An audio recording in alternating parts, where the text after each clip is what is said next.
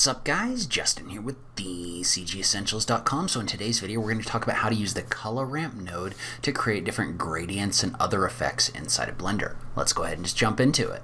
Alright, so the color ramp node is a shader node for Blender designed to help you map values to colors using a gradient.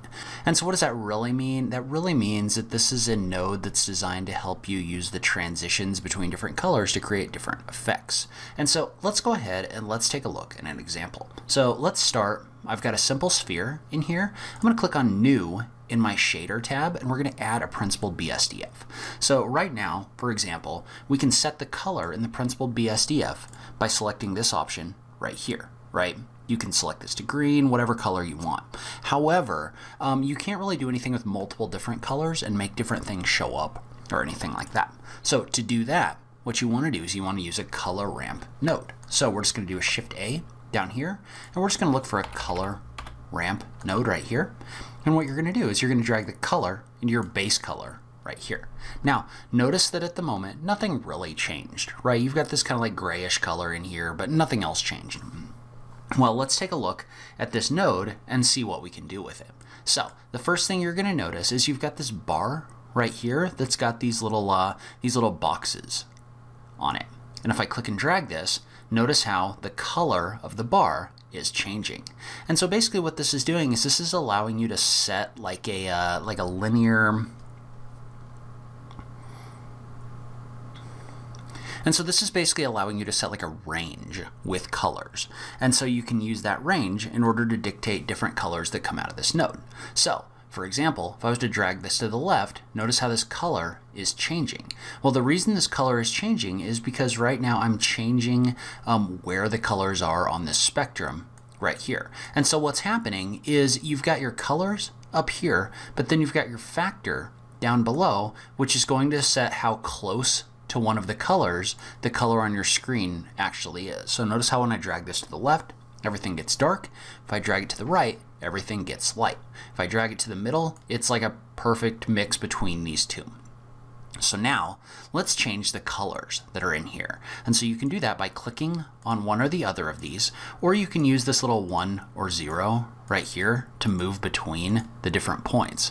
But let's say that we wanted our first color to be like a blue. So we're just going to click in this little bar right here, and what that's going to do is that's going to allow me to adjust the color based on this color wheel right here. And so first thing we're going to do is we're going to drag this up, and then we're going to drag the point to the right. You could also like type in an RGB value or something like that. But notice how now we're getting a different effect in here. Notice how this is creating a gradient between this color right here and this color right here. And so you can do this for both colors. So let's say we wanted this to be more of like a green right here. So now we've got a blue color and a green color. And if I click and drag to the left and to the right in here, notice how this is changing the color of my object in my scene. And so there's a lot of interesting things we could do with this. Like for example, if we wanted to, we could keyframe this and animate the movement of the color, or we could do some other things as well. So what I want to do is I want to add a noise texture to the left hand side over here. So I'm just going to do a Shift A, and I want to add a noise texture node right here. And so what this is going to do is this is going to create a factor in here based on the settings you have down below. Well, I'm going to drag the factor into the factor. Well, now notice how what this is doing is with the noise, it's actually giving me different colors based on where the noise is. So let's just adjust these a little bit. So we're going to change this to like 0.75. We're going to change our scale to 10. We're going to leave the detail at 2 for right now. But notice how what this has done is this has created a noise on our surface, and now we're getting the two different colors in here. And if we were to adjust the colors, so for example, if I was to adjust this to like a yellow or something like that, notice how some of this turns yellow, and we've got a transition between our blue and our yellow. And you can kind of mess around with these by dragging them left or right if you want to in order to get a stronger effect in here.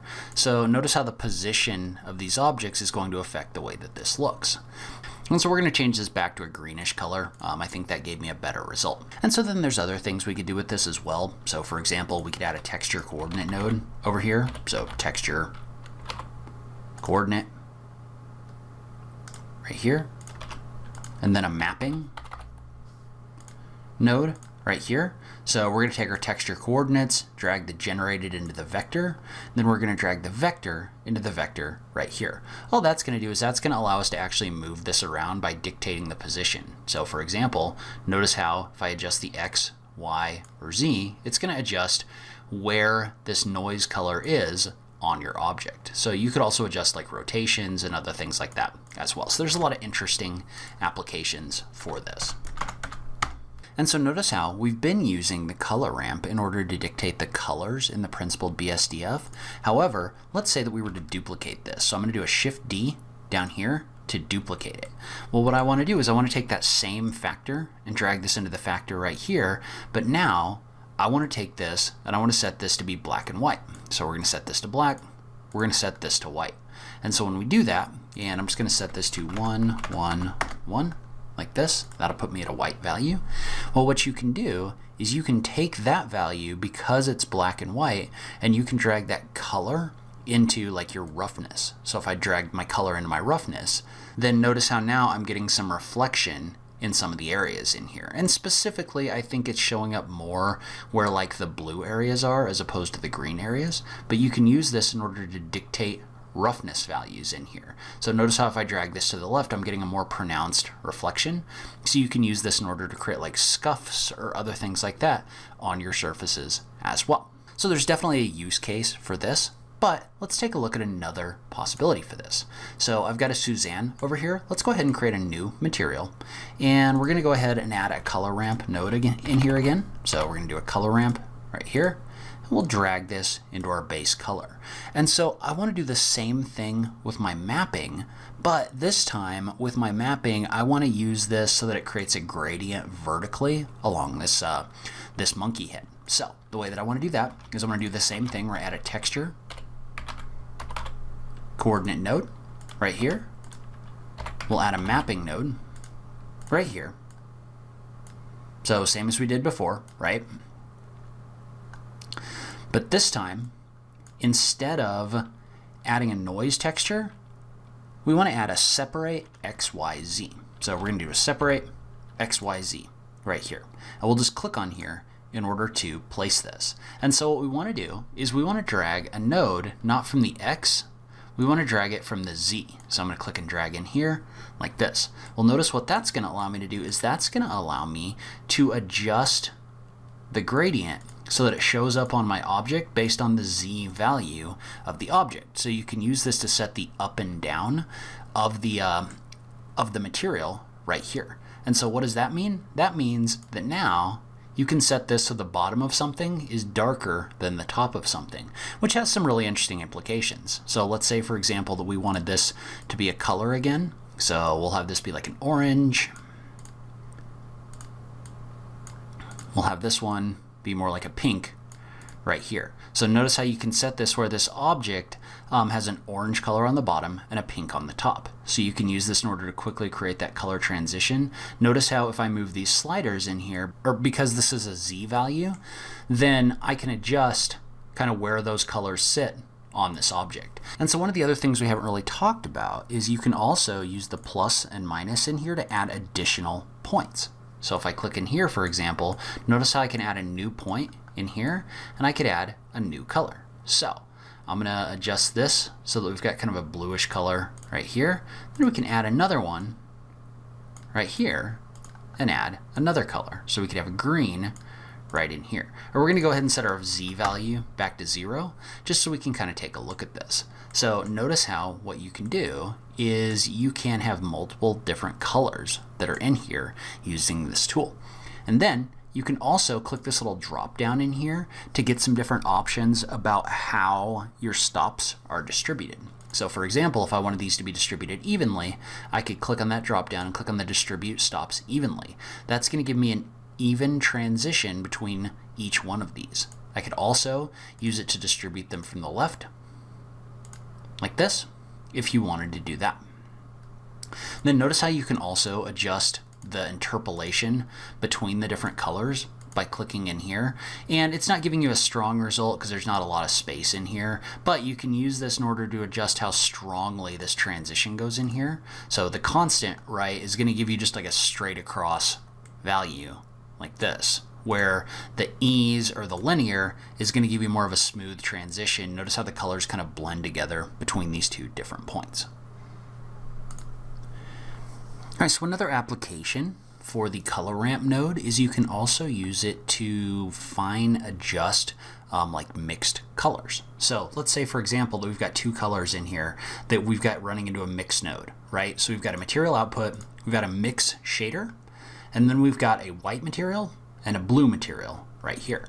And right now, all you can do is adjust the factor between the blue and the white material. Well, let's say that we wanted to add some noise to that. So we could do a Shift A and add a noise texture to this and drag that factor into the factor like this. And so what that's going to do is that's going to generate noise in here, similar to what we saw when we used the color ramp node before for this, right? You can use this in order to adjust like detail levels and other things like that. But the problem with this is even though you're getting a good result in here, it's not very defined, right? Well, what you can do is you can use the color ramp node. So I'm just going to drag this in here in order to strongly define this. And so I'm going to go ahead and reset this really quick. So we're going to drag this color ramp node in here, and what we can do is we can use this from a black and white standpoint in order to adjust how strong this is. So right now, right, we've just got black and white in here. But if we were to drag these to the middle, like this, notice how what that's going to do is that's going to give me a much more pronounced texture on this surface, right? And then you can adjust things like your scale, your detail, other things like that, but you're basically amplifying the effect that you were getting from this noise texture node in here. So you can use this in order to do really interesting things like that. You could also use this to, let's say instead of the noise texture, we were to add a wave texture. So we'll just drag the factor in here. Well, the wave texture is interesting because it allows you to add like stripes like this, but then you can also add distortion to those stripes.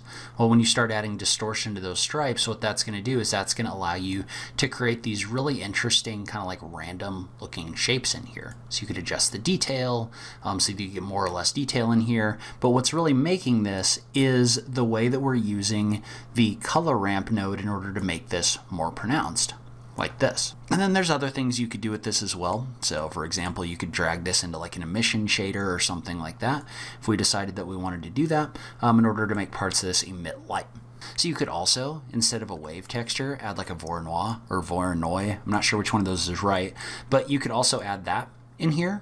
And then you can get some different results by dragging like the color into your factor right here. So this is a great way if you want to scale it down like this to create like flecks of paint or other things like that. You can adjust the randomness that's in here. There's a bunch of different settings that you can adjust on the voronoi texture that we're not going to worry about too much for right now.